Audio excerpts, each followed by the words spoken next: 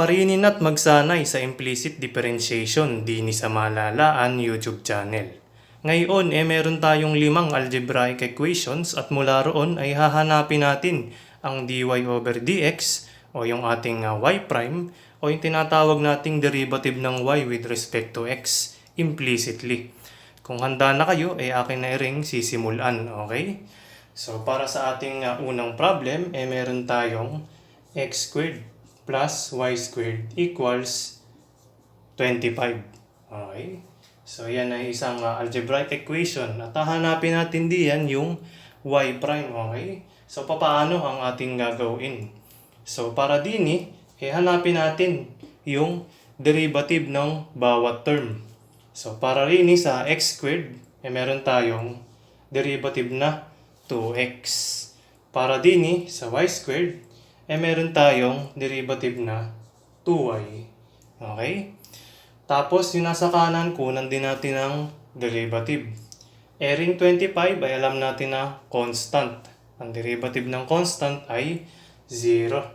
So, meron na tayo rin na 2x plus 2y equals 0. Okay? Pero nasaan yung ating dy over dx o yung ating y prime?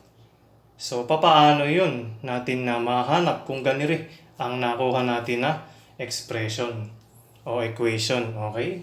So, ang gagawin natin, kung may nakikita tayo na y na kinukuha na ng derivative, bawa, para din sa ating example, meron tayo rin ng y squared at ay kinuha na natin ng derivative. So, ang naging derivative niya ay 2y. Ang gagawin natin, pagkakuha ng derivative ni didikitan natin ng y prime. Okay? Ibig sabihin, dyan nalilitaw yung ating y prime na hinahanap. Okay? So, gayon pag tayo ay nag-implicit differentiation. Okay? So, gayaan na yung ating first line ng ating solution. Ganiri dapat yung itsura mula din sa algebraic equation na ere. Okay? So, meron na tayong 2x plus 2y prime equals 0. Okay? So, para mahanap natin yung y prime, i-isolate lang natin siya sa kaliwa ng ating equation. Okay? So, mangyayari diyan, ililipat yung 2x sa kanan. Kakaroon tayo ng 2y prime equals negative 2x. So, pag nag-transpose, syempre magbabago ng sign yung ating term. Okay? So, para mawala yung katabi ng ating y prime, i-divide natin both sides ng 2y o magmumultiply tayo ng 1 over 2y both sides. So, matitira na lang sa atin ay y prime equals negative 2x over 2y. Na ating pwedeng masimplify na ganire, negative x over y. Okay? Magkakancel rin 2. So, rin na yung ating derivative with respect to x. So, mula rin napalabas natin yung y prime. Okay? So, gayon lang para sa ating unang problem. So, next, meron tayo rin yung ganire na algebraic equation. 3x squared plus y squared equals 7xy. Okay? Katulad doon sa kanina, bawat terms ay kukunin natin ng derivative. Okay? So, para rin meron tayong 6x. Okay? 3 times 2. X raised to 2 minus 1. 1 na lang. Di na natin sinusulat pag 1. Okay? Kaya meron tayong 6x. Di naman sa y squared. Ano ang derivative niyan? Yun ay 2y. Okay? So, para sa ngayon, huwag na natin kakaligtaan na kapag tayo kumukuha ng derivative ng y, dikitan na natin agad ng y prime. Okay? So, meron tayong gayaan. Sa right side ng equation, meron tayong 7xy. Okay? So, sa 7xy, gagamit tayo riyan ng product rule. Okay? So, meron tayong 7, ilabas natin. Tapos, derivative ng x at derivative ng y ay kukunin natin, okay? By product rule. So, yung formulang yon ay yung x times derivative ng y, yun ay y prime. Okay? So, kaya naging y prime dahil diniretso ko na. Derivative ng y ay 1. Tapos, ita-times mo yung y prime. Kasi, pagka tayo nagde-derivative o kumukuha ng derivative, dinidikitan natin ng y prime. Okay? Plus, meron tayo rin na y, yung second factor. Tapos, imumultiply natin yung derivative ng x. Ano ba ang derivative ng x? Yun ay 1. Huwag na nating isulat iyon. Okay? Eri ba ay didikitan natin ng y prime? Hindi. Dahil hindi naman eri derivative ng y. So, eri ay ganiri laang, y laang. Walang y prime din sa tabi ng y. Di nilaang kasi tayo ay kumuha ng derivative ng y, which is 1. Tapos, ita-times natin o ididikit natin dun sa 1 yung y prime. Okay? So, kaya naging x y prime. Okay? So, gayaan na yung naging itsura ng ating equation pagkakuha ng derivatives ng bawat terms implicitly. Okay? So, ayusin na natin ire. Meron tayong 6x plus 2y prime equals 7xy prime plus 7y. Okay? So, yung mga may y prime, ilagay natin sa kaliwa. Yung wala, lagay natin sa kanan. Okay? So, meron tayo rin na 2y minus 7x. Eri yun, 2y tsaka 7x. Pag lumipat yun, negative na. Okay? Tapos, i-factor out agad natin yung y prime. Okay? Dini naman sa kanan, itong 6x na rin ay pupunta roon. So, magkakaroon tayo ng 7y minus 6x. Okay? Tapos, para mawala ere, ay divide tayo both sides nire. Okay? O i-multiply natin yung 1 over 2y minus 7x. So, meron tayo rin na y equals 7y minus 6x.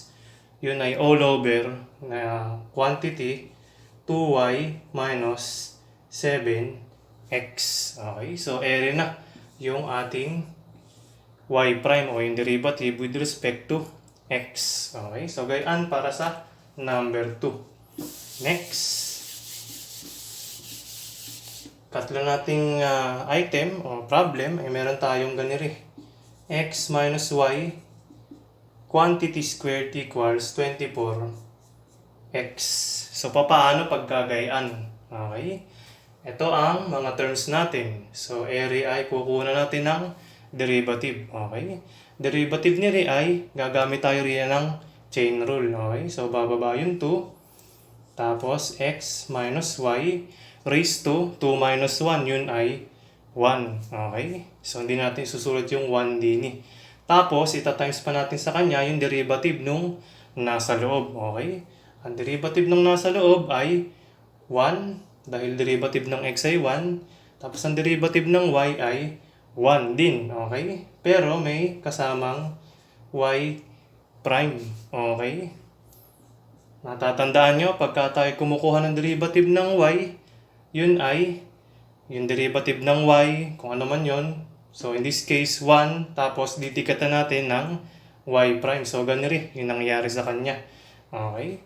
Para din naman sa kanan, meron tayong term na 24x. At ang derivative niyan ay 24 na lang. Okay?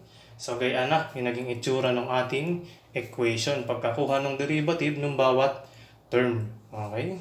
So, kaya i-multiply lang natin. FOIL method, meron tayo riyan na 2 times x minus xy prime.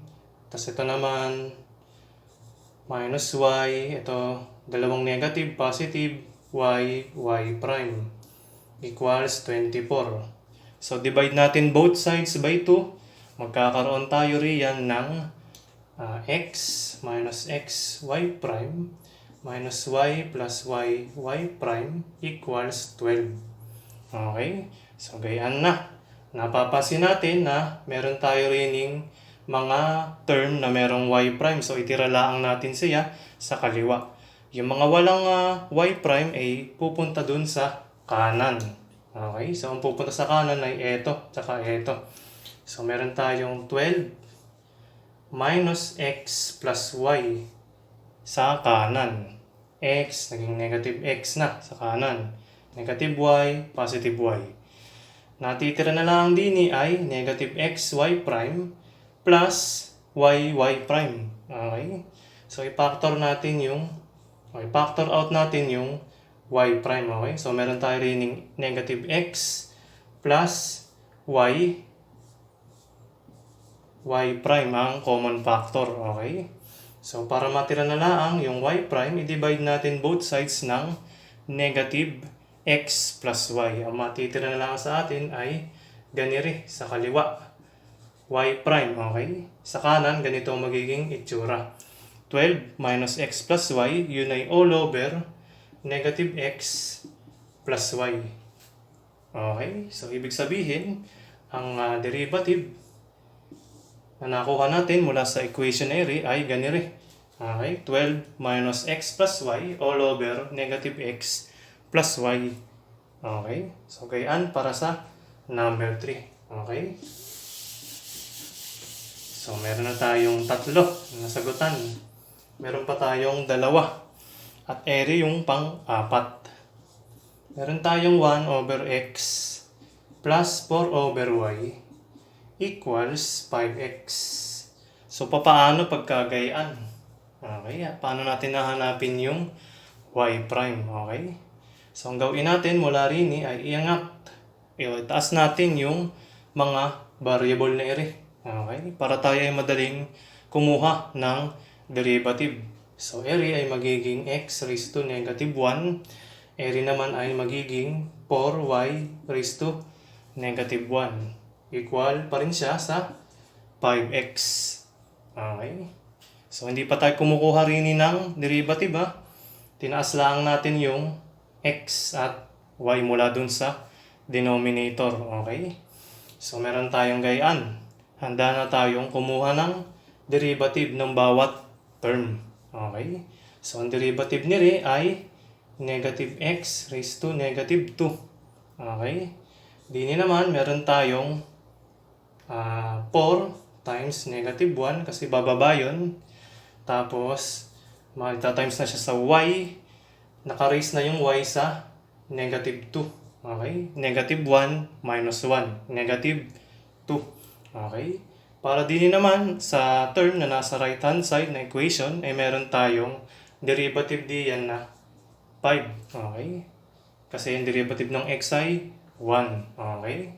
So, gayaan na yung naging itsura. Nakaligtaan lang natin na kapag tayo ay kumukuha ng derivative ng y, didikitan natin siya ng y prime. Okay? So, gayaan, merong y prime din Okay? O yung dy over dx sa iba. Okay?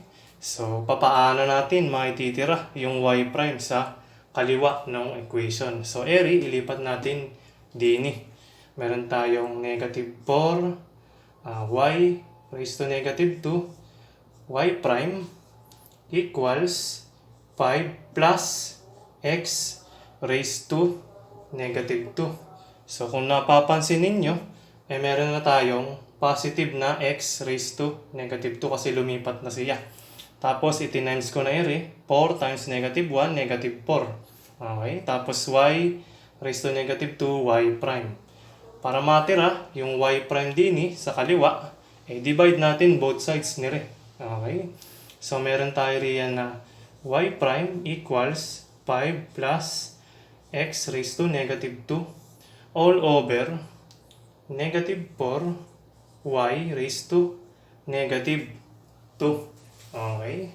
So, pwede nating isulat na pag itaas natin yung y raised to negative 2. So, yan yung magiging y raised to 2 na base sa laws of exponents times 5 plus 1 over x squared. Okay? By laws of exponents pa rin na yan. Over negative 4. O pwede nyo ilagay yung negative dun. O pwede rin naman di yan. Okay? Ibig sabihin, area na yung nakuha natin na derivative mula sa equation na iyon. Okay? Y prime equals y squared times quantity 5 plus 1 over x squared. Yun ay all over negative 4. Okay? Last. Sa panghuli, ay meron tayong ganiri na problem.